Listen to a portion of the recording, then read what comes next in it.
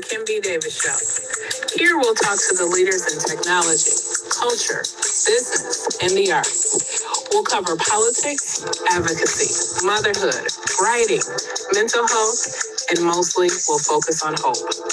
Join Kim B. Davis, author, playwright, radio personality, event consultant, professional speaker on The Kim B. Davis Show.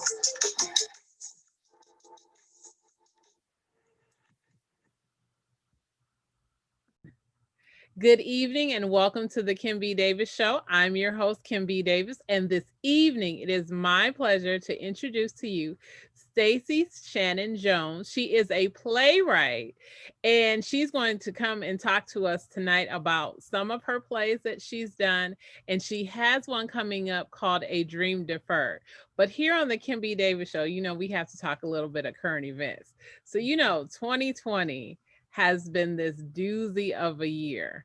And it seems like there has been so many things happening. How have you been able to sustain and maintain yourself during this year of pandemic? And good evening, Stacey. How are you? Great. Good evening. Thank you. First of all, thank you for having me on your show. So I'm blessed to be here and to join you. And just a minor correction, Stacey Shannon Johnson and not Stacey Shannon Jones. I'm But sorry. that's okay. No problem. Wow. How have I been able to you said sustain myself during this pandemic? It has Yes. been an interesting year. Now, I will say this, and a lot of people may not know this. Your audience definitely would not know this, but I completed 6 rounds of chemotherapy and 20 rounds of radiation this spring.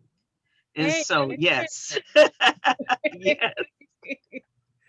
Yeah, so Wow. to be able, because my treatment started for breast cancer, they Mhm. caught it very, very early. I was the 1 in 8 women who had breast cancer. So um, I started my first treatment, I want to say right before Thanksgiving last year. And then I completed radiation or chemotherapy and radiation by May. And I was just so happy to be free from that and excited and to regain my strength and things like that. And so I would have to say this has been, I mean, for some people, I know a lot of people, this may be a dreadful year for people, but in our household, we say this has just been a great year because this is a year that I was healed of breast cancer. So um, for some it's can see it in one perspective, but in our household we see we just saw God heal my body from that. It could have went another route, and Mhm.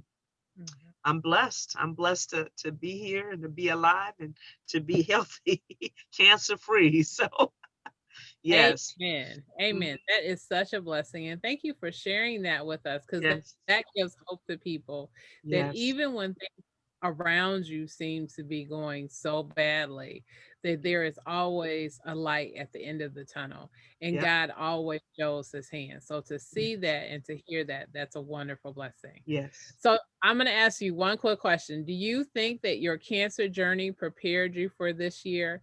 And the reason that I ask you that question, because I had another guest who said that years ago, some traumatic events that she went through prepared her for the pandemic. Would you say that? Would you agree Yes. with that? Yeah, and I was wearing a mask before the pandemic hit. I remember I would go into the store, people would look at me like I was from another country, like from the planet Mars, and people would look at me and kind of frown and give me some dirty looks for whatever reason. I never understood that, but I knew what I had to do to stay safe. Um, my children had to wash their hands. They really couldn't come in. They could come into my space, but they had to be careful.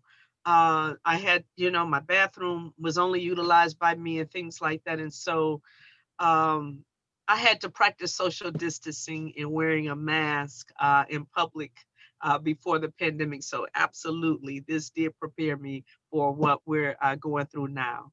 Yes. And then the Detroit Free Press did an article on that, that cancer patients have been prepared before this ever hit because we've had to live like this. So, yes. That is fantastic. That is Hmm. good to know that you were prepared beforehand. Yes. Now I'm going to pivot a little bit because we got to talk about your plays.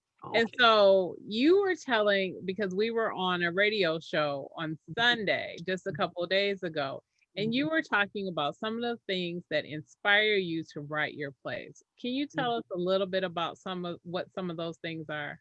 Yes. Uh, my first, I did my first professional play in 2011, December 2011. It was called um, Lovers of Themselves. I remember, I think based off of Second Timothy chapter 3. And it pretty much followed three different families. And at the end, their lives kind of meshed together, but three different families who put God on the back burner.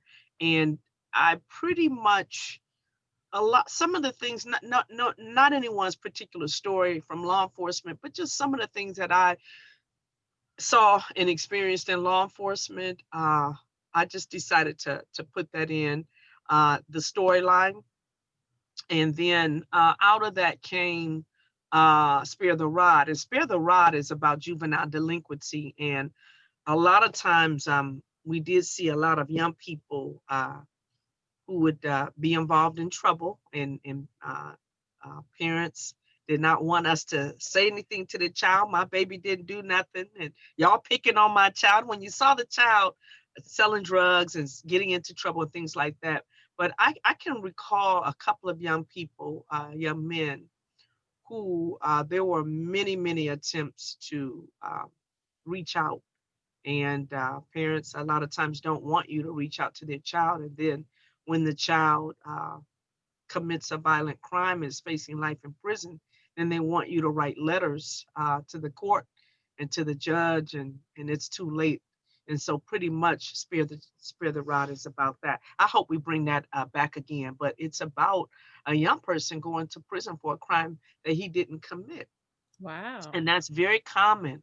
I always tell young people that your your enemies don't get you in your enemies don't get you in trouble, your friends do. And a lot of times young people catch cases by their association, and so we go into that particular story. I want And then we've dealt with teen pregnancy. Mhm. That was quite interesting, very emotional play.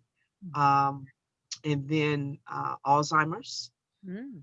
And my grandmother was my muse for Alzheimer's. So the story is not a biographical story, but she was my muse in understanding the disease. She had dementia, and Mhm. understanding it, understanding how a family is impacted by someone who's, because dementia and Alzheimer's are, dementia is under that umbrella of Alzheimer's. Mhm. What families go through, the help that you can receive, um, the stress, changing bank accounts quite often. There's a lot of different things that families and individuals facing Alzheimer's go through, and so we pretty much incorporated that, how people get lost. And Mhm. I remember as a police officer, we had to go out, and there would be people that would be lost. They would just go driving and not come home, or just be off walking, and their families would look for them. And so um, we had to incorporate that into that script as well. How police don't just always arrest people. A great deal of our jobs and I am a retired police officer, just to let you know, but a great deal of our job is helping people. And so that was a great story. We had a good time with that one. And then my most recent play is A Dream Deferred. It's about the dangerous lure of human trafficking. And so that play had been on my heart for a few years to write. It took me about 9 months to write that script, to do a lot of research, to attend a lot of conferences and interview people and things like that, and hear from survivors of human trafficking. I poured a lot into that script, and this is our third time doing that play. So really blessed to be able to bring it back. Yes. Congratulations on that. Thank That you. is that is a very important topic because, as you Mhm, know, as a mhm, retired police officer, we hear and see people that go missing for days, and we never sometimes get any closure in mhm, terms of what happened to them. But I want to mhm, go back to something that you said earlier. You were talking about police officers, mhm, and you were saying we don't just arrest people, mhm, that we're here to help mhm, people find missing people, find people who have just walked off. And my grandmother had dementia, so I understand mhm. Yeah. because we were going through some stuff. Mhm, How how do you feel? Because in 2020 mhm. we had George Floyd, Yeah. Oh. Mm, we had Ahmaud Arbery, yeah. we had Yeah. Breonna Taylor, Yeah. and I can't Mhm, stop saying their names. yeah. There's a statistic that says 164 people have been lost to police Mhm, violence. mhm. Yeah. When you see police officers acting or behaving badly, and it's proven that they're acting or behaving badly because Mhm, of video and mhm, eyewitness testimony, mhm, what what would you advise as a retired police officer to mhm, the people that work around this person? mhm. Because we know all police officers aren't bad. We do know. Right. Mhm, correct. However, we know that there is an element, Mhm, and I'm just going to say across this nation, where mhm, we see lots of large cities mhm, where this happens. And it's not just in large cities, mhm. it's in small and large. Yeah. But Mhm, what would be something that you would say to fellow police officers, and what would you say to the communities that are impacted by that? Because a lot of people will say, well, I'm not calling the police because I'm not trying to have that type of headache. But they're mhm, going through all different types of things, and the police are who they should call, yet mhm, they want to handle it themselves. And mhm, when it backfires, mhm, then it's like, okay, where is this disconnect mhm. between the police and the community? Yeah, that's a good question. So let me start here. If you have a coworker who appears to be abusive, or um, a coworker who we were see, one thing in the city that I worked in, and I worked for the city of Inkster. I'm not saying that abuse does not happen, Mhm. because it does. But that's a conversation you have to have with management. Mhm. Yeah, that's a conversation. Now, and I know, you've heard of that blue curtain, that blue line. Mhm. Yes, and there are some consequences uh, to speak up and say something. But what you don't want to do is end up in a situation where you were there and you could have prevented someone from being hurt or killed. You don't want to be in that position. And so there's a time when you do have to speak up and talk to someone in management, write a memo and cover your behind and do what you need to do. And yeah, you have to do that, definitely. And the second part of your question, I'm sorry, I'm trying to figure out, Community. What's the community? community. Thank you. A board. I think a board would be great, from some of the people in the community, not just city council, but some type of police advisory board. And that's come up in a few Zooms that I've discussed, but an advisory board from people in the community, who could possibly be involved in the I want to say, I don't want to say punishment. What do I want to say? In implementing certain things in how they deal with these types of police officers. Yes, identifying them and closely monitor. And also, there's got to be some type of database, that if officers have some things, because what they found out in this country is that in shootings is that some people have had some problems in other departments, and they were fired and were able to get jobs somewhere else. And so there's got to be a database that protects the public and keeps police departments from hiring people. And if you have those problems, you don't need to ever wear a badge and a gun. You don't need those kind of powers. So Thank you for that. you're It is welcome. good to hear that some of the things that we talk about in the community, Mhm, that people who are from law enforcement Mhm. discussed as well. Yeah. So now I want to go back to a dream deferred. Yeah. And, you know, sex trafficking, human trafficking is a huge issue in this country. Uh, so many people go missing. There was an article that was talking that I read a few weeks ago that was talking about why is it that Black and brown people don't get the same amount of attention when they go missing Mhm. that Caucasian people get. Yeah. I understand that with sex trafficking or human trafficking, that a lot of it happens through social media, Mhm. places where young people frequent, like malls and movie theaters and different things like that. Mhm. Was there a point in your law enforcement career where where it sort of popped up on your radar that you could share that Oh, inspired you to write this? it wasn't so much a law enforcement issue, and I retired in 2010.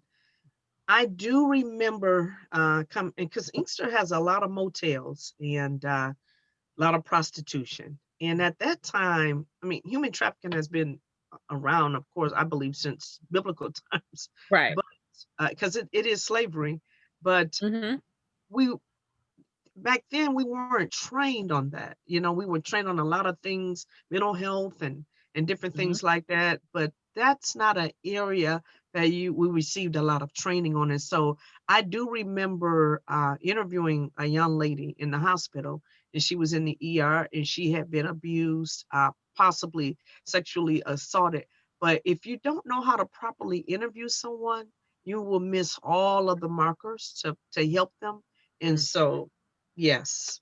Um, I'm quite sure that opportunity to possibly help somebody had fallen through the cracks because I just did not know um, what questions to ask to help her out. You know, and if you're not prepared and know the right questions, they're not going to open up. So, Mhm. yeah. And that was back in 2010. Yeah. Mm. A lot of prostitution. I know of one young lady that was that had gotten into prostitution, and I believe her mother had gotten her into prostitution. But that was a case that we couldn't really pinpoint. I think they had moved. But anytime you see a child um, selling their body, they're not that there's no such thing as a child prostitute. That's something that they would not do willingly on their own. Mhm. No, they're being trafficked by somebody. Mhm. And there's three different types of traffickers or pimps. They're family members, Mhm. your Romeo pimps, boyfriends or friends, Mhm. employers, and then your guerrilla pimps who will meet a person and then once they groom them, then the child is not free or the person isn't free to leave, and then they will aggressively beat them into submission and do some things to brand them and make them become a victim. Yeah. So there's a process to that as well. Mhm. Yes. Mhm. hmm Um, you mentioned. I'm not sure if you we can go into this, but I don't know if you've noticed that since this pandemic I'm noticing more and more young ladies that are missing in my Yes. timeline. Yeah. And it is the numbers are astronomical. I'd be interested to find out percentage wise um, what those numbers are. And I believe because more kids are online Mhm. for school and they have access now with computers that Mhm. are provided by school districts and things like that. And we have more young ladies now missing. Usually, the statistics are within the first 48 to 72 hours of a teenager missing. They're usually involved in trafficking or child pornography within the first 48 to 72 hours. So Wow. we have some serious issues. There was a case, I just put it on my Facebook page the other day, and I'm not sure exactly um, when this person was arrested. But this guy had a 17-year-old and he would flash gobs. I mean, he had like a wad of cash that was out of this world. And he would flash this money, and he had all of these 1-800 numbers, and he sold her through Facebook, and he had all these different kind of pages. And he sent her to the emergency room twice because she didn't do what he told her to do. But this is a vicious, that business, that's $150 billion business worldwide. There's a lot of money to be made. Girls are you boys and girls, because boys are involved in this as well. They can be used up to 20 times a day. So it's different. When you score drugs, you got to go back out and score again. But girls, you can use people. Let me just stop saying girls. You can use people over and over again. But that is why this is a very dangerous business. I think the best way to tackle this is through education. That's the best way, and that's what we do in our play. We deal with the also the subject about the disparity between Black and white girls and Amber Alerts. We break that down because that was a question that would come up from Black moms, is how come you don't put an Amber Alert out? In Michigan State Police, they set the guidelines and the tone for Amber Alerts, and it can't be someone who has walked away from their home. And so that's one of the things we have to educate the audience about as well. So there's a lot of education that we do in terms of the after effects of human trafficking, the different things, PTSD, depression, and the different things that victims go through once they come home or come out of human trafficking, because you can't expect somebody to just go back and be like, oh yeah, I'm fine. You know, that just doesn't happen. And some people, they don't find their way back. Some people don't. And so we we really try to deal with that as real as we possibly can. So, yeah. I applaud you because human trafficking is such a huge issue. Yeah. With everyone like you said, everyone's at home, everyone's online. Predators are literally talking to kids through different apps that have become very popular and grooming them through the app to do certain things that they wouldn't normally do. But because now you have a friendship, you might be more willing to share a naked picture of yourself or reach out and talk to somebody you normally wouldn't. There was a case where there was a young girl, it was during virtual learning, and I don't know if it was particularly her or someone else was on the call, but someone saw her performing a sex act on an older male in the house. Yeah. And you know, and the sad part, and people say, well, everyone's at home safe. I said, yes, the majority of us are sheltering at home safe. I said, however, there are some people that are trapped in some situations where there are some really bad things happening to them, and they have nowhere to go because home isn't safe, and school was the safe place to go. Yeah. And I was on in the superintendents, they have a difficult task. Do we keep the school open because we know that some students need to be here for their safety and well-being, and or do we close and people don't look at the bigger picture with that, and they're looking at, you're not keeping these kids safe. They can have COVID, but they're not looking at that really big picture. I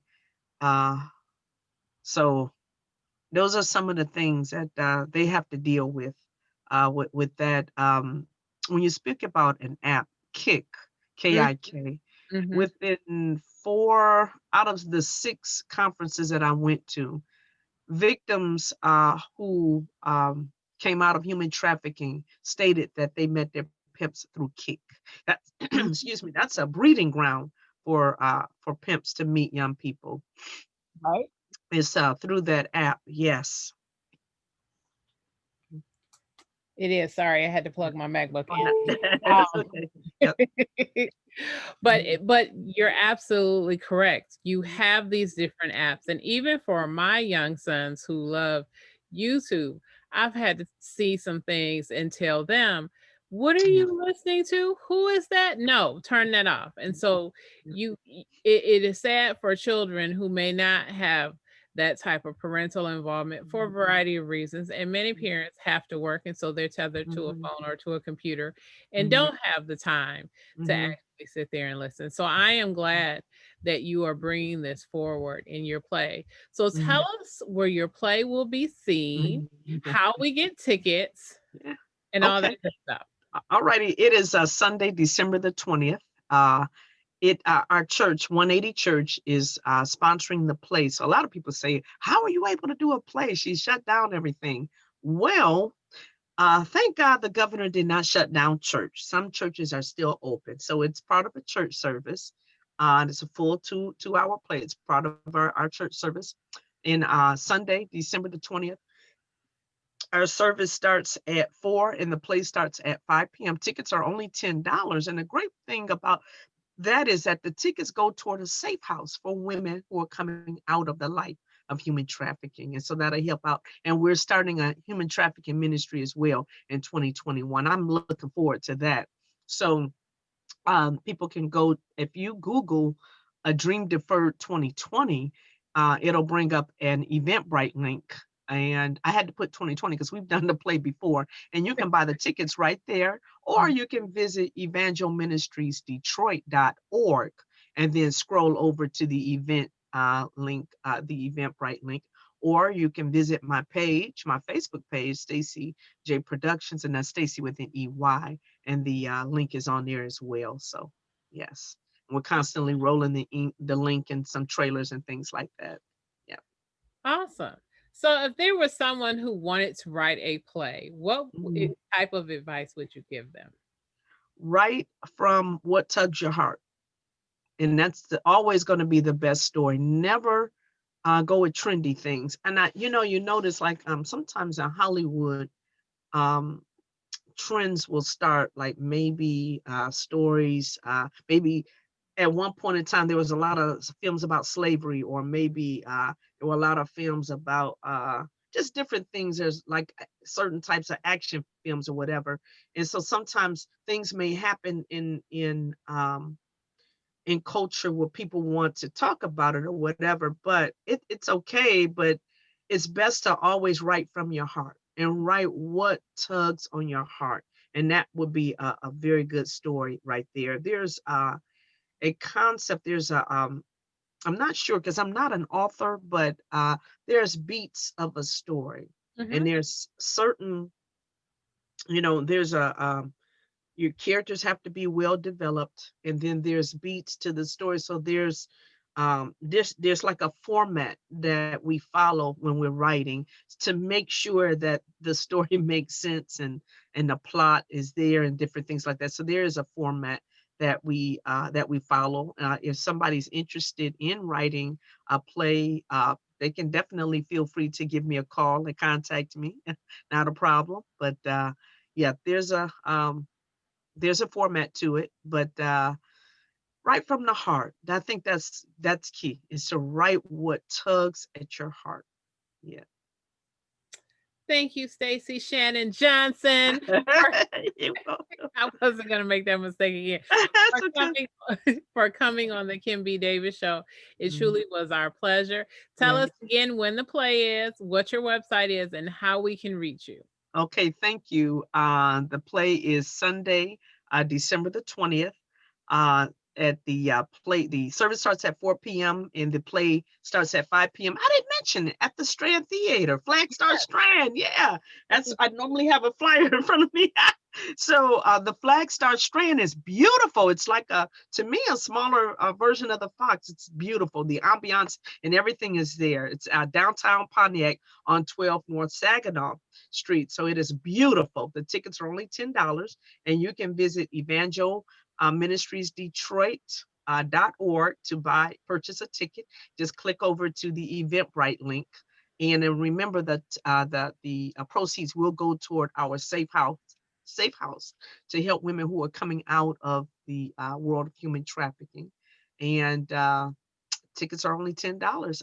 For more information, you can contact 313 and it's 857 Let me pull that number up. That's my business phone. I don't use that, and I should know that by heart. I am so sorry. This is horrible, but let me give you that proper number: 313-858-3067. 858-3067. Yes. Sorry about that. That's okay. Those are things that happen. Thank Yeah. you so much, Thank Stacey, for you. Thank you coming for on the having Kimby me. Davis show. We Mhm. appreciate you, and we wish you the best of luck on your show. We hope Thank that you. you have a sold out. How many days are we doing the show? Just one day this time, just one day, unfortunately. And it's social distance, so we have to have limited seating because of COVID guidelines, and masks are required. So yes, but I have a feeling we're gonna bring this show back again. I do. Yeah, I have a feeling that this is not.